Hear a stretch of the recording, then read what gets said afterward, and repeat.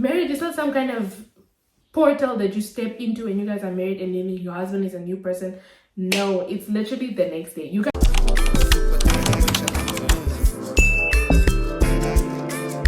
Media, welcome back to my YouTube channel. My name is Ann-Adeva and I am black. So I just came back from our Valentine's Day trip, our Valentine's weekend away. And I felt like I wanted to talk about some reflections I had on the time of us taking the trip together. So the first thing that I will say is I didn't have to plan the trip. All he did was he came from work and he said, you know what, I booked us a hotel for Friday, Saturday, Sunday, and like this is what we're doing this weekend. Done. Okay, he just told me to make sure I was off on Valentine's, and I made sure I was off on Valentine's. So that was one of the highlights. But another highlight was that on the Valentine's weekend we actually argued. So my husband and I had an argument, and guess what the argument was about? My boots. Okay, the argument was about the boots that I was wearing on the first dinner date that we went on, and I couldn't really walk in the boots because I think the boots are too big for me, which I realized that day. Because already when I went to the fashion show with the boots last year, it was quite hard to walk in there. But I was like, okay, maybe because the heel is so skinny, that's why. But then when I had them on, actually, I realized that they were just too big. So my foot was like really sliding forward. So anyways, long story short, I couldn't really walk in the heels, and that upset him, and then that led to us arguing. So we made up the next morning really quick, which is like one of the quickest that we've made up after an argument. Usually it would take us like a day or 2 days to resolve it, but we made up really quick the next morning. He was like, oh, you're so stubborn, because I woke up in the morning and I took a shower and I got dressed, and I was like, I'm gonna go like explore the city, and then I'm gonna go to the spa by myself because that was my plan for this weekend. And he was like, girl, where are you going? I'm gonna take a shower and we're gonna go together. Stop. I was saying that to say that I think the fact that we were able to squash it so quickly had me also thinking about marriage and what like getting married is supposed to mean for you. Because also a lot of things that I'm hearing lately is people saying to me like, oh, I wish I had a boyfriend, I wish I had a husband, I wish my love life was like yours, I wish I found my person, like I'm so happy for you, I get it, I get where you're coming from. But also one thing that I will say is that I feel like, especially when it comes to women, there is a lot of desperation when it comes to the theme of getting married or the topic of getting married. What the problem about you, Susan? You love too much. You fall in love easily. Too much. It's like you are desperate for love. It seems like we just want to be married. We don't really care for who it is we're getting married to. Am I preaching to somebody? Okay. Because I feel like a lot of people are like, I want to marry, I want to settle down. But they don't care to who. Or they don't talk about who they want to be married with as much as they talk about being married and settling down. Do you get what I mean? Like, so many people think that you being married is like the biggest thing that you can do for yourself as a woman. Or even though you have all these other things going for you, great, but when are you getting married? And it's like, not everyone has to get married, but I feel like you have to start asking yourself, who do I want to get married to, instead of I want to get married. Because if your boyfriend or whoever it is that you're dating right now isn't nice to you, isn't the guy you think you're going to be married to, isn't the guy you envision your husband being, then 9 times out of 10 that's not going to be your husband. All my past relationships, I never saw myself being married to those people. The last one I was in, I was genuinely just going to marry him because I was like, it just makes sense, and like he makes my life easier, so I'm gonna get married to him. But the truth is, I could make my own life easier. How about them apples? Because if you guys don't have your issues sorted out before you get married, you're gonna have the same issues once you are married. Like, whatever problems you have is gonna be the same after you get married. And you have to tell yourself, like, what do I want out of the marriage? Why do I want to get married? What is in it for me when I get married? Because statistics show that women are not really getting the upper hand at marriage. Men are the ones who are more fulfilled, happier, longer lifespan, less stress when they get married, as opposed to when women get married. So you also have to consider those things, like, what am I getting married for? What do I want out of the marriage? Is it worth me like being married? Another thing also you have to consider is, how does your husband see you as a wife? How does he see you as his wife? How does he see you as a woman? And how does he see women in general? Some men, a lot of men, especially if they are black, come from single mother households or in families where their mothers are not with their dads. Okay, maybe the dads are in their lives, but the marriage, they've not really had a good source of inspiration. You know, they've not really seen good examples of marriages or even relationships when they were growing up. They've also not really had that vision or that view to say, like, I see how men treat women, I see how men behave when they are married, and when I get married I want to do the same thing. For instance, with my husband, right, when he talks about the marriage that he's seen, okay, his grandmother and his grandfather being married, he recalls his grandfather like financially doing everything in the house, his grandfather working really hard outside, but inside not so much. Okay, so even before we got married, my husband's idea was, I pay all the bills, I give you money to do whatever you want to do, so I'm a good man. But no, there are other things. Are you vulnerable? Can I talk to you about things? When I want to vent to you, do you provide a solution, or do you just listen to me and like support me? Are you empathetic? Can I be vulnerable around you? Like, can I cry without you telling me, oh babe, come on, it's not that serious? You know what I mean? Those kind of things. Can you share your feelings instead of just going to play the game the whole day? Those kind of things is what I needed from him, for instance. And he felt like, oh, if I pay all the bills, that's my job as a man, I'm done. But that's not the case. So what is it that you want from marriage? How does he see you as his wife also? My husband, for instance, his grandmother used to do everything. Okay, his grandmother is superwoman. She cooks, she cleans, alles on fleek. Like, even when I talk to her on the phone, I've never seen her background messy. I've never seen anything out of place in her house, because that place is, you know. So when he married me, he probably thought like, okay, I'm getting married, she's gonna cook, she's gonna clean, she's gonna do everything. My husband helps, I'm not gonna lie, he helps all the time. He's a very helpful man. But I feel like sometimes he had that idea that like, okay, I'm getting married to someone who's gonna serve me. But the reality is that marriage is service for both of you. You both have to serve each other. On some days when he comes from work and the house isn't so clean, instead of him like being mad at me, he will just start cleaning it up himself. So I really appreciate that he sees me not as like his property or like as a maid, because I feel a lot of men marry you for you to become their maid. That's why I said also in my last video that I'm not really gonna share what my marriage is like with other married women, because a lot of women are single but married. Like, they are single mothers but they are married. They cook, they clean, they take care of the kids, they remember all the appointments, they do the whole mental load. The husband is just there chilling, and my husband is not there chilling.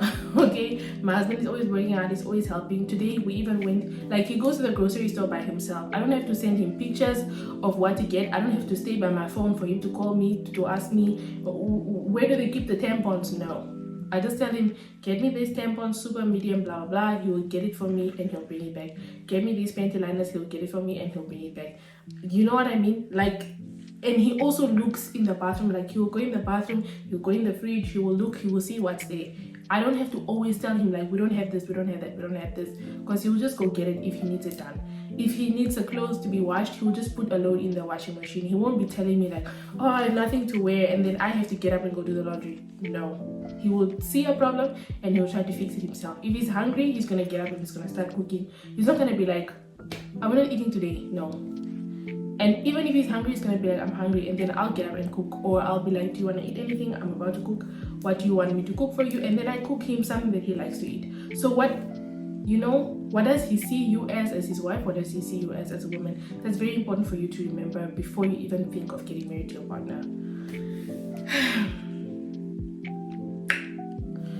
Then there are two other things that I want you to also consider before you get married. What are your deal breakers, and can you survive without your husband or your boyfriend? So the first one, the deal breakers, is cheating your deal breaker. If cheating is your deal breaker, what do you define cheating as?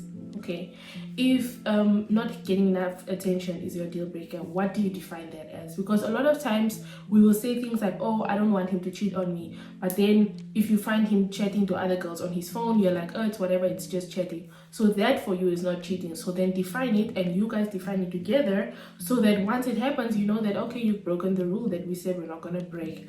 Number two, can you survive without him? So if you are not financially stable enough not to be with him, then you're probably with him because he's paying your bills.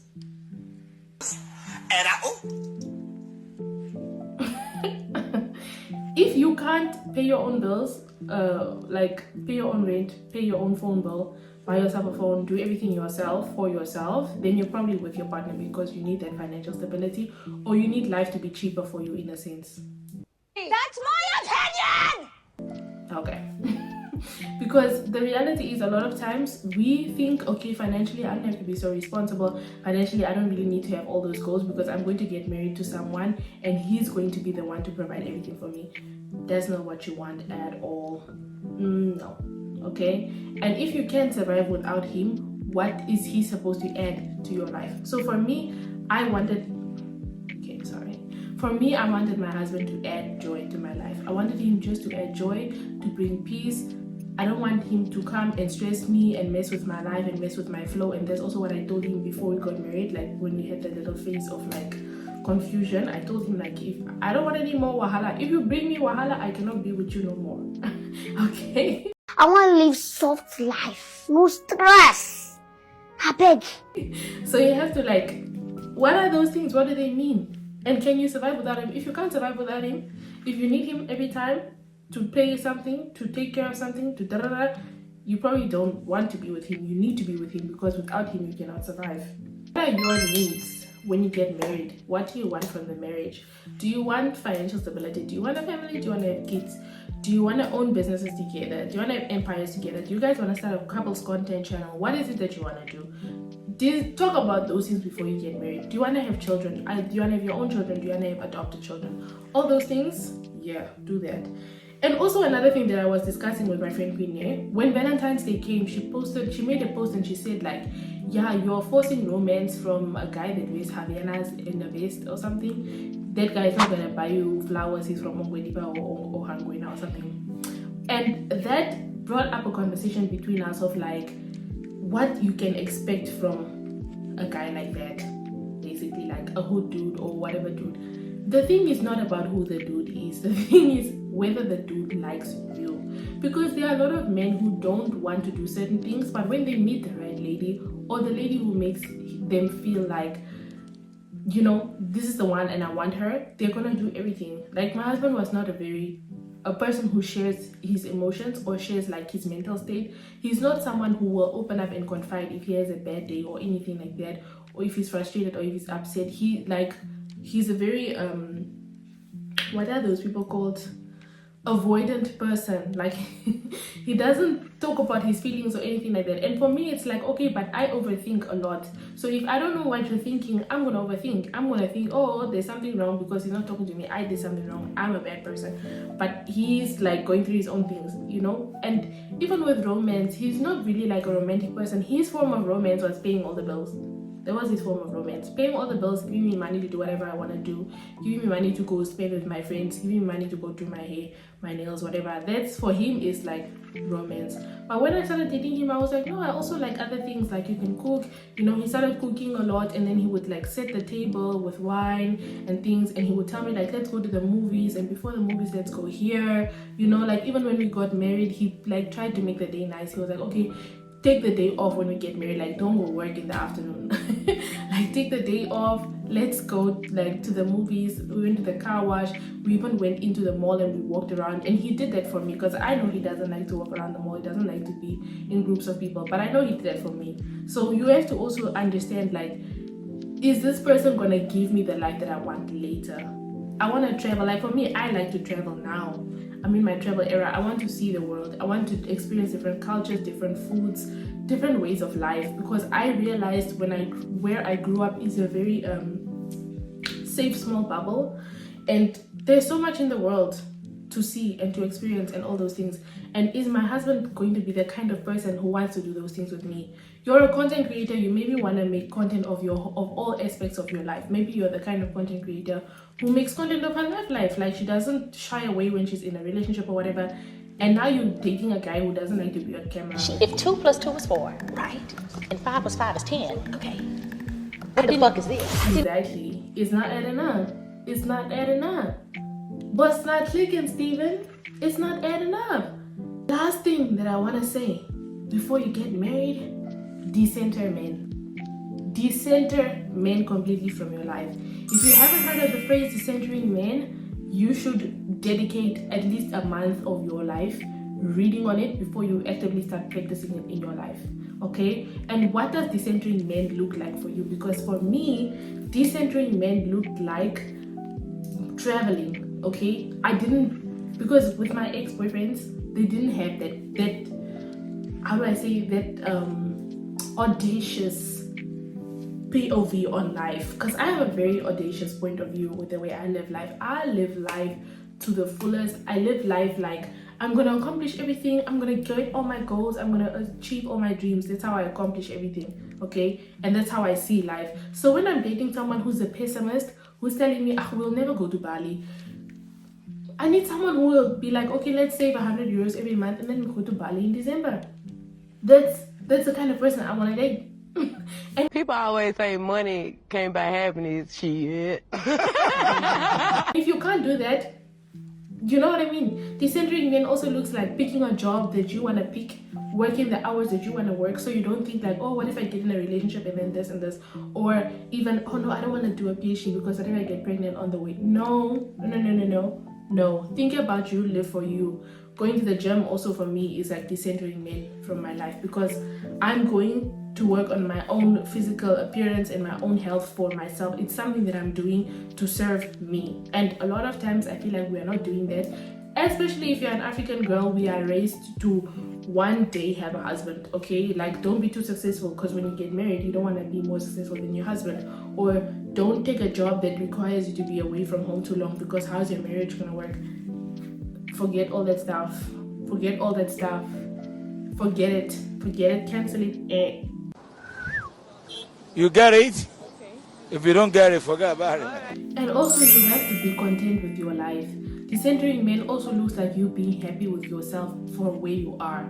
Like, be happy with the current state of your life. If you're not happy with the current state of your life, it's high chances because you are waiting for this Prince Charming to come and bring your happy ending along with him. And that's not the truth, mama. You need to wake up and you need to live for yourself. Okay. 20 is for you. 20 is for growth.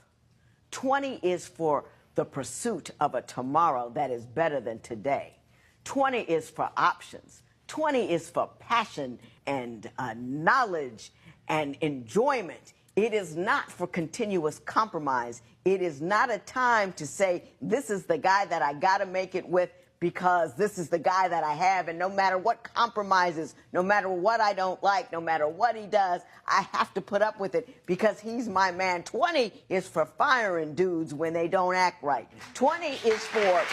You also have to get out of that mindset of dressing a certain way because you think a man is gonna like you, or living a certain life because you think a man is gonna like you, or being a certain way because you think a man is gonna like you. You really have to dead that shit, because the honest truth is, you being a pick-me and you constantly trying to serve men and please men and be a good kind of man, a woman, and like lose weight because men don't like what, or dress like this because men don't like this, or be into this because men are into that, or be into football even though you're not into football, or suddenly start running because men are joining running clubs these days. Girl, if you don't get your mind out of that bullshit, you're never gonna be happy. You're never gonna live life. Marriage is not some kind of portal that you step into and you guys are married and then your husband is a new person. No, it's literally the next day. You guys get married and you go back to your normal lives. You get married and you go back to your house. You don't get married and then go back to a mansion.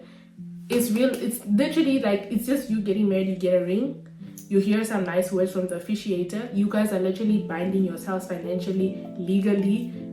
Whatever you do now has your husband's stuff in there. Whatever forms you fill in, you have to tick married. In some cases, especially in Germany, you have to write who you are married to. So you'll never escape the reality of you being married. And that's a very big commitment. I wanted to have rights over my life and my husband's life. So if anything happens to me, he can decide what's in my interest. If anything happens to him, I can decide what's the best for his interest. If we have children, we can both decide on what happens to our children. If we want to adopt, we both decide on those things. If we want to amass property or we want to amass wealth, we both, you know what I mean? We have rights. We have rights. And that's what I wanted. I didn't want to just be dating someone and we cohabit and whatever. If he leaves the military, I'm gonna be able to go with him wherever he goes in the world. If he stays, I'm gonna be able to understand the rights. if you look at A$AP Rocky and Rihanna was like, this case is messing up my brand, it's messing up my image. I need to go to court with my husband because whatever he's going through, I'm going through. Do you understand? If your husband is in debt, you're gonna be affected by it. If your husband is irresponsible with his money, you're gonna be affected by it. If your husband is a cheater, you're increasing your chances of STIs and STDs. Do you see where I'm going with this? It's not a joke to get married, and it's not some magical thing that happens and you're gonna be happy forever. It's like constantly you trying to make your partner happy, him trying to constantly make you happy, you guys both trying to make each other happy. That's what it is in a loop, every day, every day, every day. And the lovely thing that I like about what our officiator said when we got married, she said being married is not in the big happy moments, it's in the everyday boring things in life that you find the joy in. You understand?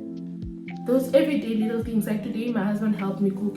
He cut up the chicken for me and he seasoned it, and I was like, that's love right there. And after I finished cleaning, I put the stuff in the dishwasher. He came behind me and he cleaned up the kitchen. Everyday boring things. So anyways, that's one of the videos I'm going to make on marriage. I'm going to try to make some more. If you have any more questions, somebody asked me how did I know my husband was the one. I'm still like not done making that list, and I will be back once I'm done with that list. Do you have anything to say for Did you yourself? have another tripod? Oh no. Damn. Why? Oh, you done? Yeah, I'm done. Oh, good. I was gonna ask if I can borrow it. So come tell the people to like, share, comment, and subscribe. Share, comment, and subscribe. Oh. Actually, it's the end of the video. Like, share, and subscribe. Like, share, and subscribe, man. Watch till the end. And watch to the end, yeah. And I love my wife. Oh yeah, I always gotta say that. And she's so beautiful. Because like She makes me if happy. you tell me to say it, it's almost like it's being forced, bro. You shouldn't have to force Why me can't to you say it though? It's already be there. Then They say know it. that. They don't need for me to say all that all day. All day? Every time in the video. Oh, okay. Yeah. Say bye, guys.